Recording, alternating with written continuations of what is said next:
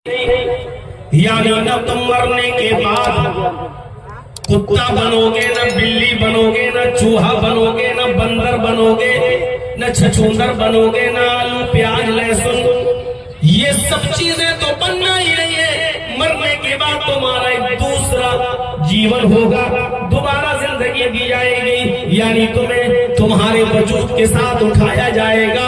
इसी को कुरान ने कहा है, अलम यकुन नुतफतन मिन मनी युमना थुम्मा काना अलकतन फखलक फसव्वा फजअल मिनहु ज़ौजैनि ज़करा वल उन्सा अलैसा ज़ालिका बिक़ादिरिन अला अन युह्यियल मौता अलम यकुन नुतफतन मिन मनी युमना। ऐ इंसान, क्या तू ये समझता है कि तुझे बगैर हिसाब किताब की यूं ही छोड़ दिया जाएगा? अरे अपने वजूद पर, अपने शरीर पर, अपने अस्तित्व पर गौर कर। क्या तू शुरू में मनी का कतरा न था? क्या तू एक हकीर पानी की बूंद न था जो तेरी माँ के पेट तक पहुँचाई गई, जो रहमे मादर तक पहुँचाई गई? फिर उसी मनी के कतरे से, उसी हकीर पानी की बूंद से अल्लाह ने तेरी हड्डियां बनाई, उसी से गोश्त बनाया, फिर हड्डियों में गोश्त डाला। अल्लाह ने तुझे बना सवा कर दुरुस्त किया। अलम यकुन नुतफतन मिन मनी युमना थुम्मा काना अलकतन फखलक फसव्वा। गोश्त का लोथड़ा भी बनाया, जमा हुआ खून बनाया, गोश्त का लोथड़ा बनाया, हड्डियां बनाई, गोश्त बनाया, हड्डियों में गोश्त डाला, आंखें बनाई, दिमाग बनाया, चेहरा बनाया, दिल बनाया, हाथ बनाए, पैर बनाए, फखलक फसव्वा। तुझे बना सवा कर पूरा इंसान की शक्ल में तुझे बाहर ले आया। इतना ही नहीं, फजअल मिनहु ज़ौजैनि ज़करा वल उन्सा। तेरी माँ के पेट ही के अंदर उसने मर्द भी बना दिया, औरत भी बना दिया, मुज़क्कर भी बना दिया, मुअन्नस भी बना दिया, लड़का बना दिया, लड़की भी बना दिया। ओ मेरे बंदो, जब मैं ये सारे काम कर सकता हूँ, उस पानी की एक गोश्त बना सकते, हम हड्डियों में गोश्त बना सकते, हम आंखें बना सकते, हम दिल बना सकते, हम दिमाग बना सकते, हम भेजा बना सकते, हम हाथ बना सकते, पैर के नाखून और हाथ के नाखून भी बना सकते, और हाथों की उंगलियों के पोर भी बना सकते, हम उसके निशान भी बना सकते। जब ये सारे काम हम कर सकते, तो आए मेरे बंदो, तुम ही निर्णय करो, फैसला करो, अलैसा ज़ालिका बिक़ादिरिन अला अन युह्यियल मौता। तो क्या वो अल्लाह इंसान को उसके मरने के बाद दोबारा पैदा नहीं कर सकता? क्या दोबारा जीवित नहीं कर सकता? क्या दोबारा उसको नहीं उठा सकता? बिक़ादिरिन अला अन युह्यियल मौता, क्या दोबारा जिंदा नहीं कर सकता? युह्यियल का माना तो यही है कि क्या वो इंसान को मरने के बाद, मिटने के बाद, गलने और सड़ने के बाद, क्या वो इंसान को दोबारा जीवित नहीं कर सकता? अरे जब तुम थे नहीं तब तुमको ले आया, तो क्या तुम्हारे मर जाने के बाद दोबारा नहीं ला सकता है? गौर करो मेरे भाइयों, दुनिया में कोई धर्म ऐसा नहीं है जो ये कहता हो कि मरने के बाद इंसान जीवित नहीं होगा। ये हमारी और आपकी भूल है। हम और आप ये समझते हैं कि मरने के बाद अब हम और आप जीवित नहीं होंगे। मरने के बाद बस मर गए, सड़ गए, गल गए। तसव्वुर करिए मेरे भाइयों, हम में और आप में कितने लोग ऐसे होंगे जिनके माँ बाप इस दुनिया में नहीं होंगे, किसी की माँ इस दुनिया में नहीं होगी, किसी का बाप इस दुनिया में नहीं होगा, किसी का दोनों इस दुनिया में नहीं होंगे।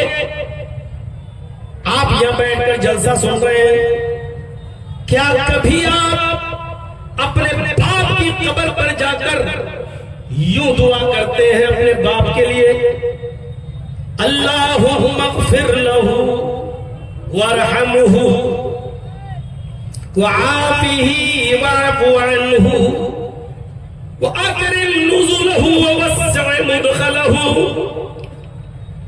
वग़सिलहू बिलमाई वस्सल्जि वलबरद वनक़्क़िही मिनल ख़ताया कमा नक़्क़ैत अस-सौबल अब्यज़ मिनद दनस वअब्दिलहु दारन ख़ैरन मिन दारिही वअहलन ख़ैरन मिन अहलिही वज़ौजन ख़ैरन मिन ज़ौजिही वअदख़िलहुल जन्नह वअइज़हु मिन अज़ाबिल क़ब्र व मिन अज़ाबिन नार। जो लड़का अपने बाप की कब्र पर जाकर अपने बाप के लिए ये दुआ ना कर सके, उस बेटे से और क्या उम्मीदें लगाई जा सकती हैं। और उस बाप से जो यहाँ जिंदा है और जो करीब 70 साल 80 साल की उम्र पूरी कर चुके हैं, जिनके पैर कब्रों में लटके हैं, क्या उन्होंने अपनी औलाद को ये दुआएं सिखाई हैं कि तुम्हारे मरने के बाद तुम्हारी औलाद कब्र पर आकर तुम्हारे लिए ये दुआ कर सके, ये अल्फाज अदा कर सके। मेरे भाइयों,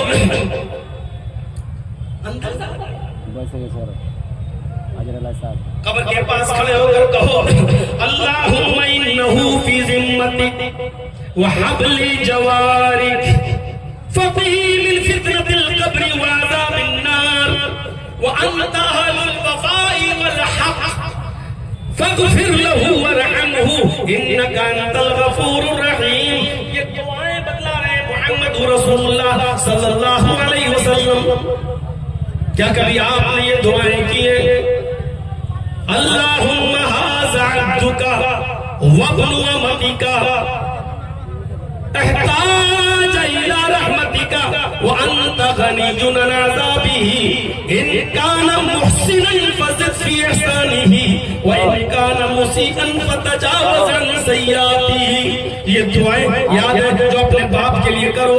क्या अल्लाह ये तेरा बंदा है, वब्नु अमतिक तेरी पांगी का बेटा है, एहताज इला रहमतिक अल्लाह तेरी रहमत का मोहताज हो चुका है।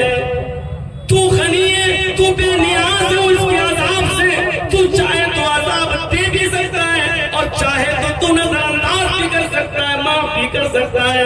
अल्लाह मेरी इतनी सुन ले कि इन कान मुहसिनन फज़िद फी इहसानिही, अगर दुनिया में मेरा बाप नेक था तो उसकी नेकी में इजाफा फरमा, अगर वो अच्छा था तो उसकी अच्छाइयों में इजाफा फरमा। व इन काना मुसीअन फतजावज़ अन सय्याती, अगर दुनिया में वो बुरा था तो अल्लाह तू उसकी बुराइयों से दरगुजर फरमा। अगर वो खराब था, बेकार था, बुरा था, तेरा नाफरमान था, तो अल्लाह तू उसकी सय्यात उसके गुनाहों से चश्मपोशी फरमा, अल्लाह उसको दरगुजर फरमा। अपने बाप की कब्र पर जाकर अभी खड़ा करते हैं तो 20 साल और 22 साल की तकरीरों का रिजल्ट अभी सामने आ जाएगा। किसी एक को खड़ा करके पूछे कि अपने बाप की कब्र पर जाके क्या दुआ पढ़ते हो? अल्लाह मेरे बाप को बख्श दे, अल्लाह अल्लाह को जन्नत दे। यही तो आप करते हो ना। अल्लाह के नबी सल्लल्लाहु अलैहि वसल्लम ने तो दुआ सिखलाई है कि अपने बाप के लिए दुआ ये करो, मरने वाले के लिए ये दुआ करो। नबी अकरम तो दुआएं सिखा कर गए हैं, उन दुआओं को याद करो। क्या कभी पढ़ते हो रब्बना फिरली व लिवालिदैया व लिलमुमिनीना यौम यक़ूमुल हिसाब? फिक्र आखिरत। अरे मेरे भाइयों, हम और आप सब उसी की तरफ जा रहे हैं, अल्लाह ही की तरफ। धीरे धीरे हमारी जिंदगी खत्म होती चली जा रही है, निकल रहे हैं। क़यामत का दिन बड़ा हौलनाक दिन होगा। क़यामत की हौलनाकी का एहसास हमें और आपको करना भी चाहिए। सोचिए तो सही कि वो कैसा दिन होगा। अल्लाह के नबी कुरान करीम में अल्लाह ताला फरमाता है, अंदाजा लगाइए उस जासूस तपिश का, अंदाजा लगाइए उस जहन्नम की गर्मी का, अंदाजा लगाइए उस क़यामत के दिन की हौलनाकी का। कुल्लमा उल्किया फीहा फौजुन सालतहुम खज़नतुहा अलम यातिकुम नज़ीर। जब जब जहन्नम के अंदर एक गिरोह को डाला जाएगा, जब जब लाया जाएगा, कुल्लमा उल्किया फीहा फौजुन, जब जब किसी गिरोह को, फौज को जहन्नम के करीब लाया जाएगा और डाला जाएगा जहन्नम के अंदर, सालतहुम खज़नतुहा, तो जहन्नम के जो दारोगा है, जहन्नम की जो पुलिस है, जहन्नम के जो दारोगा हैं, इन जहन्नमियों से पूछेंगे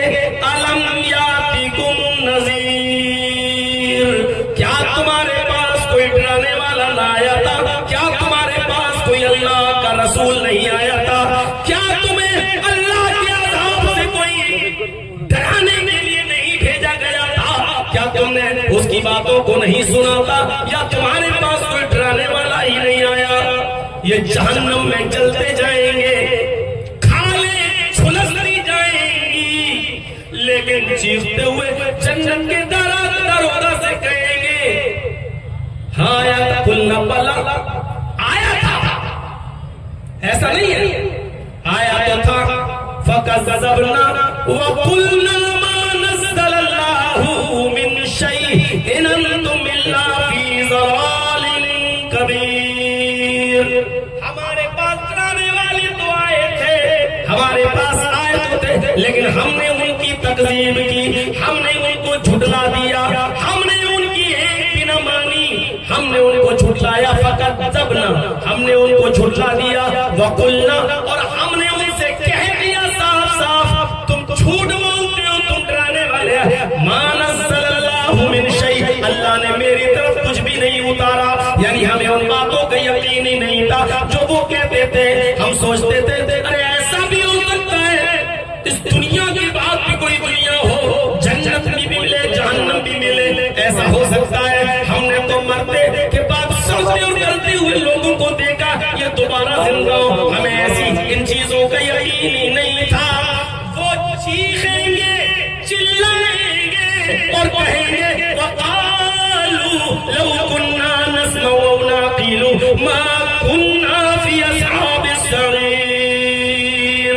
ऐ जहन्नम के दारोगा सुनो, ऐ काश कि हमने सुना होता, लौ कुन्ना नस्मउ, हमने अपने कानों से उन नबियों की, रसूलों की, उलमा की बातों को सुना होता, और नाक़िलु और अकल से काम लिया होता, अक्ल शऊर से काम लिया होता, तो मा कुन्ना फी अस्हाबिस सरीर, तो आज हम जहन्नम में जलने वालों में से न होते, हम जहन्नम में जलने वालों में से नहीं होते। हमने अक्ल और शऊर से काम नहीं लिया, हमने सुना नहीं उनकी बातों को, हम सुन रहे हैं, लेकिन अभी यहाँ से निकलेंगे तो हम एक कान से सुनेंगे और दूसरे कान से निकाल देंगे, कोई फर्क नहीं पड़ता, हमारी सेहत पर कोई फर्क नहीं पड़ेगा। सुबह फजर की नमाज में हमारी मस्जिदें बता देंगी कि जर्जीस साहब ने तकरीर की, उसका कितना असर पड़ा। मेडिकल साइंस में एक बीमारी है जिसका नाम डायरिया है, सुना है ना डायरिया? डायरिया जानते हो कौन सी बीमारी होती है? लूज मोशन, पानी जैसी पतली लैट्रीन है, इंसान जो भी खाता है वो हजम ही नहीं होता, पेट को लगता ही नहीं है, न खून बनता है उसका, न ताकत बनती है, जो खाया मुंह से वही चीज पानी में मिलकर अंदर जाकर लैट्रीन के रास्ते से बाहर, इसको कहा जाता है डायरिया।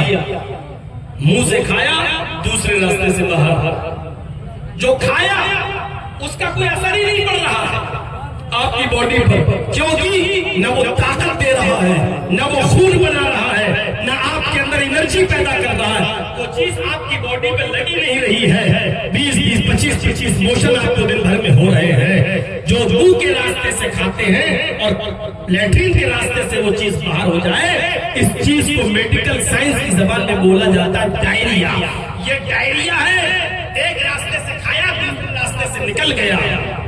हमें कानों का डायरिया हो गया है, जो सुनते हैं एक कान से और दूसरे कान से हम उसको निकाल देते हैं। जिस तरह खाने और पीने और ताकत की चीजों का असर हमारी बॉडी, हमारे दिल, हमारे पेट, हमारे जिस्म पर नहीं होता, उसी तरीके से इतनी लंबी चौड़ी जलसे तकलीफ और कॉन्फ्रेंसों का असर हमारे शरीर पर, हमारे वजूद पर नहीं होता है, हमारी रूह पर नहीं होता है। और एक कान से सुना और दूसरे कान से हमने उसको निकाल दिया, कोई फर्क नहीं पड़ता है हमारी जिंदगियों पर, कोई फर्क नहीं पड़ता है। मेरे प्यारे साथियों, गौर कीजिए, जिस तरीके से इंसान का जिस्म बीमारियों से मुलव्वस होता है, उसको बुखार आता है, पेट में दर्द होता है, वो चीखता चिल्लाता दर्द से कराता है, जिस तरह इंसान का जिस्म बीमारी में मुलव्वस होता है, उसी तरीके से इंसान की रूह भी बीमारी से मुलव्वस होती है। क्योंकि इंसान दो चीजों के मजमूए का नाम है, एक तो बॉडी और दूसरी रूह। बॉडी में रूह है तो इंसान है, यानी दोनों चीजें जब तक है तो इंसान है। होती है, रूह भी बीमार होती है। बॉडी की बीमारी, बुखार का आना, खांसी का आना, पेट का दर्द होना, लूज मोशन होना, ये जिस्म की बीमारी है। रूह की बीमारी ये है कि हम एक दूसरे को परेशान करें। रूह की बीमारी यह है कि किसी के बारे में दिल में कदूरत रखें, गीबत करें, चुगली करें, हसद करें और किसी से जलें और किसी से कुड़ें और अपने दिल में किसी के बारे में बुरा सोचें। ये रूह की बीमारी है। मेरे भाइयों, जिस तरीके से जिस्म की बीमारी का इलाज है अल्लाह ने उतारा है, उसी तरीके से रूह की बीमारी का इलाज भी अल्लाह ने तौबा और इस्तिग़फ़ार और एक दूसरे से गिले और शिकवे को दूर करके माफी और तलाफी करके खत्म कर देना, ये रूह का इलाज है। रूहानी इलाज करो, जिस्मानी इलाज तो दवा से हो जाएगा, रूहानी इलाज करो, रूहानी इलाज। तो मेरे भाइयों, कुरान की आयत बताती है कि हमारे साथ क्या होगा और जहन्नम में हमें कैसी कैसी सजाएं दी जाएंगी। फरिश्ते पूछेंगे कि क्या तुम्हारे पास कोई डराने वाला नहीं आया था? क्या तुम्हारे पास कोई डराने वाला नहीं आया था? उस वक्त हम क्या जवाब देंगे? वो मंजर देखकर याद करो, यहाँ जर्जीत साहब ने किसी को उल्टा सीधा बोल दिया, वो आदमी कमजोर है, उसका भाई खड़ा हो गया, ए मौलाना तेरी हिम्मत कैसे पड़ी, तुमने मेरे भाई को उल्टा सीधा बोला है? यहाँ एक भाई दूसरे भाई की हिफाजत के लिए आ जाता है, बाप अपने बेटे के लिए आ जाता है, माँ अपने बेटे के लिए दौड़ पड़ती है और चीखने लगती है, आ जाती है। मेरे भाइयों, यहाँ भाई भाई के काम आ जाता है, बाप बेटे के काम और बेटा अपने बाप के काम आ जाता है। यहाँ माँ अपनी बेटी और बेटी अपने माँ के काम आ जाती है, शौहर अपनी बीवी और बीवी अपने शौहर के काम आ जाता है और आ जाती है। लेकिन इस मंजर को भी तो उठाओ, देखो, गौर करो, सोचो, यौमा यफिर्रुल मर'उ मिन अखीही व उम्मिही व अबीही व साहिबतिही व बनीही। कुरान कह रहा है, कौन इनकार कर सकता है कुरान की इस आयत का? यौम यफिर्रुल मर'उ मिन अखीही, आदमी अपने भाई से भागेगा। कयामत के दिन जो नजर पड़ी है तो मेरा भाई भागेगा। क्यों भागेगा?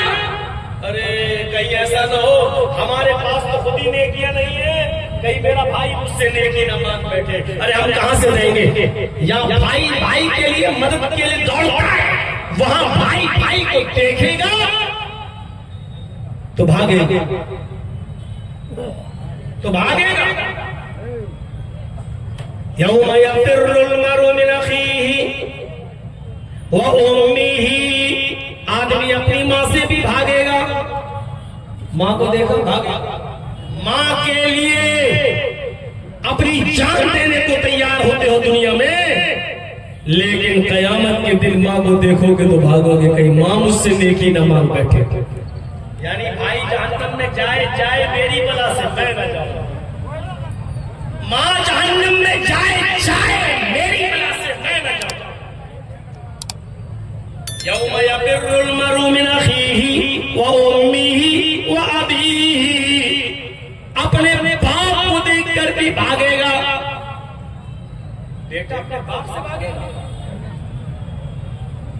दुनिया में मोहब्बत बाप को बेटे से और बेटे को बाप से होती है। मैंने भी अपने बाप का इलाज कराया, लखनऊ की गलियों में फिरता रहा, कांधे पे उठाता रहा, चल नहीं पाते थे तो गोद में लेकर सीढ़ियों पे उठा उठाकर हॉस्पिटल में लेके जाता रहा। उस वक्त एहसास हुआ कि बाप क्या चीज होती है।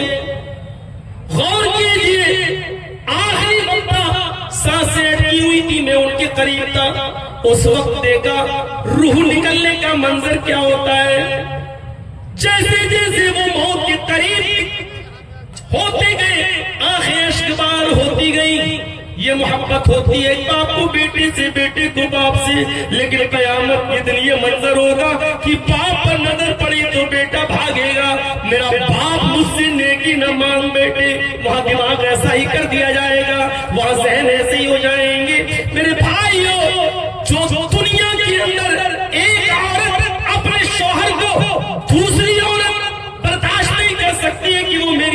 जिंदगी में आ जाए मेरे भाइयों, जब एक मर्द को वहां 72 हूरें दी जाएंगी तो वहां की औरतों का और दुनियावी बीवी का हाल ही होगा कि उसको कोई एतराज नहीं होगा, क्योंकि वहां जहन ऐसा ही कर दिया जाएगा, क्योंकि वहां जलन खत्म हो चुकी होगी, हसद नाम की कोई चीज नहीं होगी मेरे भाइयों, ये चीज का जज्बा ही नहीं होगा, इसलिए उसके दिमाग में ये होगा ही नहीं कि मेरा शौहर मेरे होते हुए जन्नत की किसी और हूर के पास जाए, क्योंकि ये चीज वहां खत्म हो चुकी होगी, ये हसद, ये कीना, ये मुझसे निकल चुका होगा, और अल्लाह ऐसा मिजाज बना देगा कि वो परमिशन क्या, वो खुद चाहेगी कि तुम इसके पास भी जाओ, उसके पास भी जाओ मेरे भाइयों, ऐसा सहन होगा कि जब बाप को देखा जाएगा तो बेटा अपने बाप को देख के भागेगा, आज मुझसे मेरा बाप एक नेकी न मांग बैठे।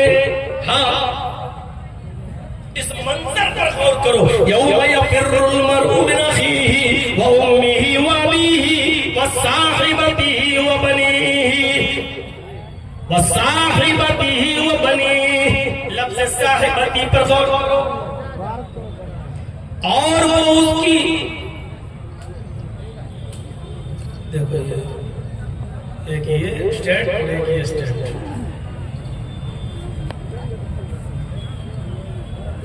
किसका है?